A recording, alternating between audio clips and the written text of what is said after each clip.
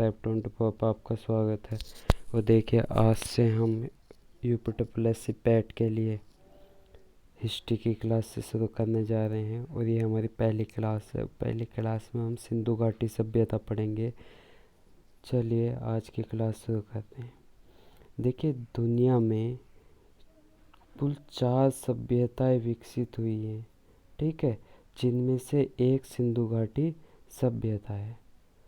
जितनी भी सभ्यताएं दुनिया में विकसित हुई हैं वो सभी की सभी नदियों के किनारे विकसित हुई हैं।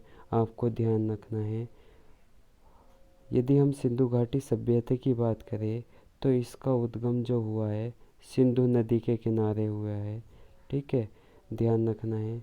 और यदि सिंधु घाटी सभ्यता की लिपि की बात करें, भावात्मक चित्रात्मक थी, सर्पिलाकार थी या सर्पिलाकार थी।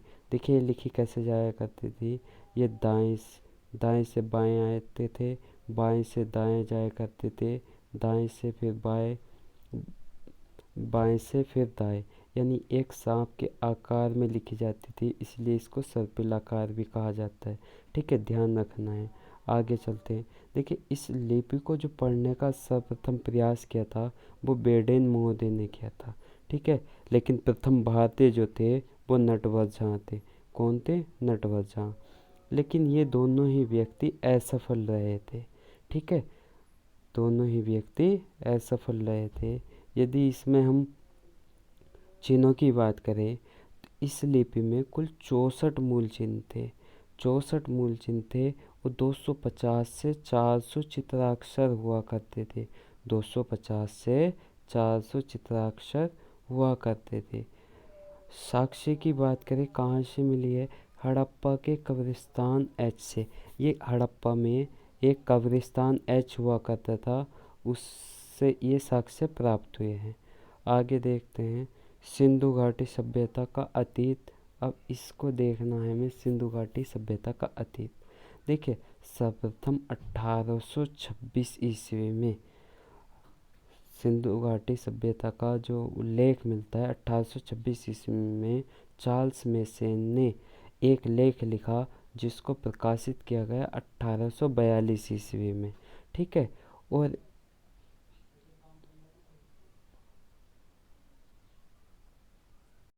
आगे बात करें तो भारत में हड़प्पा प्राचीनतम नगर का उल्लेख किया, यानी भारत में जो हड़प्पा है नामक स्थान है उसको प्राचीनतम नगर होने का उल्लेख किया, ठीक है, ध्यान रखना है। आगे चलते हैं साहब। 1851-53 में अलेक्जेंडर कनिंघम ने हड़प्पा के टीलों का सर्वेक्षण किया था।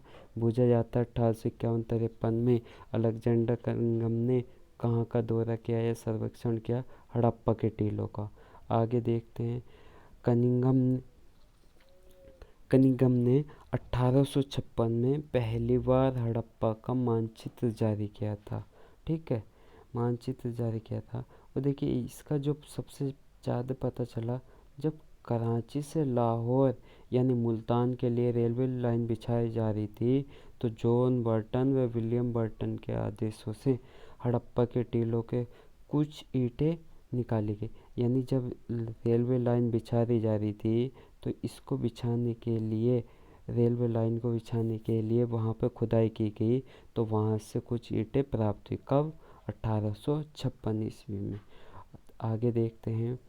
ए कनिंघम ने 1861 ईस्वी में लॉर्ड कैनिंग के समय पुरातत्व विभाग की, फिर से ध्यान रखना है, ए कनिंघम ने 1861 में लॉर्ड कैनिंग के समय पुरातत्व विभाग की स्थापना की गई। और देखिए एक क्वेश्चन पूछा जाता है, पुरातत्व एवं सर्वेक्षण विभाग की स्थापना कब की गई? तो लॉर्ड कर्जन के समय 1904 में स्थापना की गई थी, जिसके महानिदेशक थे जॉन मार्शल, ठीक है। और जो लॉर्ड कर्जन था, वायसराय था, उसका कार्यकाल था 1899 से 1905 तक। ध्यान रखना है, महानिदेशक जो जॉन मार्शल थे उन्होंने 1921 में दयाराम साहनी को आदेश देकर इसका उत्खनन करवाया और हड़प्पा सभ्यता जब दयाराम साहनी ने इसका उत्खनन किया तो हड़प्पा सभ्यता प्रकाश में आई। आगे चलते हैं। अब देखिए बात करें हम हड़प्पा सभ्यता, मतलब ये सभ्यता हड़प्पा सभ्यता कह देते हैं, सिंधु घाटी सभ्यता कह देते हैं, सिंधु सभ्यता कह देते हैं। देखिए ये तीन नाम बार बार आते हैं और ये तीनों ही नाम क्यों रखे गए। देखिए यदि सिंधु सभ्यता की बात करें, सबसे पहले जॉन मार्शल ने यह नाम दिया, आपको ध्यान रखना है। फिर दूसरी बात 1931-32 के दौरान द लंदन वीकली एक समाचार पत्रिका चलती थी, उसमें ये प्रकाशित हुआ था।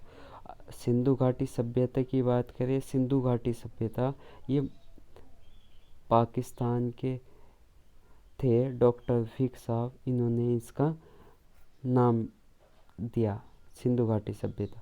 देखिए हड़प्पा नाम क्यों पड़ा, हड़प्पा प्रथम उत्खनन क्षेत्र था सिंधु घाटी सभ्यता का, इसलिए इसका नाम हड़प्पा सभ्यता भी कहते हैं। ठीक है, अगर हम विस्तार की बात करें तो देख विस्तार इसका 3 देशों में भारत, पाकिस्तान और अफगानिस्तान। सर्वाधिक स्थल भारत में पाए जाते हैं और भारत में भी गुजरात में सर्वाधिक स्थल पाए जाते हैं, ध्यान रखना है। और सबसे कम अफगानिस्तान में पाए जाते हैं। कहाँ पर पाए जाते हैं, अफगानिस्तान में, आपको ध्यान रखना है। यदि सिंधु घाटी सभ्यता के क्षेत्रफल की बात करें तो करीब करीब 13 लाख वर्ग किलोमीटर यानी 12,99,600 वर्ग किलोमीटर में इसका क्षेत्रफल था और वर्तमान में साफ इसका जो क्षेत्रफल है 18 लाख वर्ग किलोमीटर है। ठीक है, देखिए यदि क्लास आपको अच्छे लगे तो चैनल को सब्सक्राइब करें, क्लास को शेयर करें। ठीक, आगे देखते हैं साहब इसका। यदि हम विस्तार देखें, उत्तर से दक्षिण और पूर्व से पश्चिम विस्तार देखें, उत्तर से दक्षिण तक इसका कुल विस्तार था 1400 किलोमीटर और पूर्व से पश्चिम था 1600 किलोमीटर, ध्यान रखना है। और सबसे उत्तरी स्थान मांडा, जम्मू कश्मीर, जो जिला अखनूर में पड़ता है, जम्मू कश्मीर के। ठीक है, किस नदी के किनारे, चिन्नाव नदी के किनारे। किस नदी के किनारे, चिन्नाव नदी के किनारे। सबसे दक्षिणतम स्थान देखें हम, सबसे दक्षिणतम स्थान देखें तो देखिए दैमाबाद है। दैमाबाद महाराष्ट्र के जिला अहमदनगर में है और ये जो पड़ता है प्रवरा नदी के किनारे है, वो गोदावरी की सहायक नदी है प्रवरा नदी। ठीक है, ध्यान रखना। अब देखिए यदि हम पूर्व में बात करें तो पूर्व में आलमगीरपुर पड़ता है मेरठ में। ठीक है, और पश्चिमी स्थान की बात करें सुतकागेडोर, जो बलूचिस्तान यानी बलूचिस्तान पाकिस्तान का एक राज्य है, वहाँ पे पड़ता है। नदी है दास्क नदी। ठीक है, ध्यान रखना है आपको। उत्तरतम स्थान पूछा जाता है, दक्षिणतम स्थान पूछा जाता है, पूर्वोत्तम और पश्चिमतम स्थान पूछा जाता है, आपको ध्यान। आगे चलते हैं सर। अब देखिए ये हम एक तालिका देखेंगे, इस तालिका में हमने एक तरफ देश या राज्य लिख लिया, एक तरफ पूरा स्थल लिख लिया। और इसमें हमें देखना है साहब किस देश में या किस राज्य में कौन सा स्थान पड़ता है सिंधु सभ्यता का। और देखिए ये बार बार क्वेश्चन परेशान करते हैं यहाँ से, और एक क्वेश्चन बहुत ज़रूरी बनता है। तो देखिए यदि हम अफ़गानिस्तान की बात करें तो अफ़गानिस्तान में मुंडीगोक पड़ता है और सोतगोई पड़ता है। मुंडीगोक और सोतगोई सिंधु सभ्यता के दोनों स्थल ये जो थे सबसे उच्चतम स्थान माने जाते हैं। ठीक है, ये भी ध्यान रखना है। क्लियर है, आगे चलते हैं। देखिए यदि हम बलूचिस्तान की बात करें, बलूचिस्तान पाकिस्तान में पड़ता है। इसमें जो स्थान थे सिंधु सभ्यता के, मेहरगढ़ थे, रागानुड थे, सुतकागेडोर थे, सोतकाकोह थे, बालाकोट थे, क्वेटा घाटी थे, कुल्ली कुल्ला थे, डाबरकोट थे। ध्यान रखना, मेहरगढ़, रानागुड़ाई, सुतकागेडोर, सोतकाकोह, बालाकोट, क्वेटा घाटी, कुल्ली कुल्ला, डाबरकोट। ध्यान रखना ये कहाँ पर साहब, बलूचिस्तान में। आगे देखते हैं। सिंध प्रांत की बात करें पाकिस्तान के तो ये मोहनजोदड़ो में पड़ते हैं, अमी मुराद में, आमरी, कोटदीजी और चनूदड़ो। ये सारे के सारे जो स्थान हैं ये सिंध प्रांत में पड़ते हैं। ठीक है, ध्यान रखना है। और देखिए एक पंजाब प्रांत है पाकिस्तान में। पंजाब प्रांत है पाकिस्तान में, वहाँ पर साहब जो सैंधव सभ्यता के स्थान है रहमान डेरी, जलीलपुर, हड़प्पा, डेरा इस्माइल खान। ध्यान रखना, रहमान डेरी, जलीलपुर, हड़प्पा, डेरा इस्माइल खान। ठीक, आगे देखते हैं। देखिए पंजाब राज्य है भारत का, इसमें देखते हैं रोपड़, संगोल, चक 86, बाड़ा। रोपड़, संगोल, चक 86, बाड़ा, ये भारत के पंजाब राज्य में पड़ते हैं। आगे देखते हैं हरियाणा की यदि बात करें, हरियाणा में कुनाल पड़ता है, मिथाथल पड़ता है, राखीगढ़ी, बनावली। ये वेरी वेरी इंपॉर्टेंट है, राखीगढ़ी और बनावली, ये बार बार क्वेश्चन पूछा जाता है। ठीक, ध्यान रखना है। आगे चलते हैं राजस्थान। राजस्थान में दो स्थान पड़ते हैं, कालीबंगा और बालाथल, कालीबंगा, बालाथल। यूपी की बात करें, यूपी में आलमगीर, बड़ा गांव और हुलास, आलमगीर, बड़ा गांव और हुलास, ये दो स्थान पड़ते हैं। और यदि हम गुजरात की बात करें, और गुजरात में सर्वाधिक स्थान पड़ते हैं, आपको ध्यान रखना है। गुजरात में बात करें, लोथल है, धोलावीरा है, रंगपुर है, रोजदी है, प्रभास पतन है, सुरकोटड़ा है, देसलपुर है, भगत राव है, नागेश्वर है, करीम शाही है, कोटरा भादाली है। ठीक है, और ये जो कोटरा भादाली है, करीम शाही है, ये अभी खोजे गए अक्टूबर नवंबर 2020 में। और देखिए डेयरी उत्पादन के साक्ष्य मिले हैं कोटरा भादाली से, तो आपको ध्यान रखना। देखिए आप क्लास देखते हुए साथ ही साथ क्लास नोट्स जरूर बनाते हुए चलना। नोट्स से आप बार बार रिवीजन करोगे तभी आपको ध्यान रहेगा। देखिए आगे चलते हैं। हाल ही में खोजे गए स्थल बेरीकोट, थार के मरुस्थल और करीम शाही कोटड़ा बादाली, ये दो स्थल जो है गुजरात में पड़ते हैं, आपको ध्यान रखना है।